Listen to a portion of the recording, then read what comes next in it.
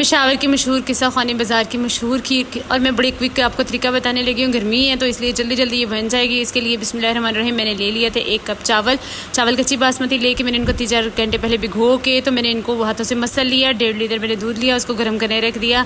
आधा जो है वो कप मैंने दूध लेके अलग से रख लिया था, उसमें मैंने शामिल किए चावल निकाल के ग्राइंडर में डाल दिया उसको, और मैंने 6 रस शामिल किए हैं और इसे इसका पेस्ट बना लेना। इधर दूध हमारा गर्म हो चुका है, इस पेस्ट को हम शामिल कर देंगे दूध के अंदर और इसको हम अच्छे से हिलाते जाएंगे।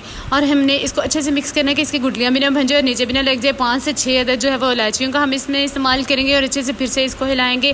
और 1 कप इधर दूसरी साइड पे मैंने चीनी ले ली, उसको अलग बर्तन में हम हल्की सी आंच पे इसको बिल्कुल कैरामलाइज़ करेंगे। बहुत हल्की आंच होनी चाहिए, दम वाली आंच से भी हल्की आंच होनी चाहिए। स्मोक इसका नहीं बनना चाहिए। ये कैरामलाइज़ हो चुकी है, इसमें थोड़ा सा पानी डाल के इसको अच्छे से मिक्स करके तो हम इसको भी डाल देंगे अपनी खीर के अंदर। फिर हम खीर को अच्छे से इसके साथ मिक्स करेंगे ताकि इसका जो पानी है वो सारा जो है वो ड्राई हो जाए। और बाकी जो चीनी आधा कप बची थी उसको भी हम डाल देंगे खीर के अंदर ही, और फिर इसको हम पकाएंगे तकरीबन 10 मिनट के लिए, और ताकि ये जो चीनी का पानी है वो सारे का सारे ड्राई हो जाए। और इसको पकाने में मुझे तकरीबन 20 से 25 मिनट लगे थे।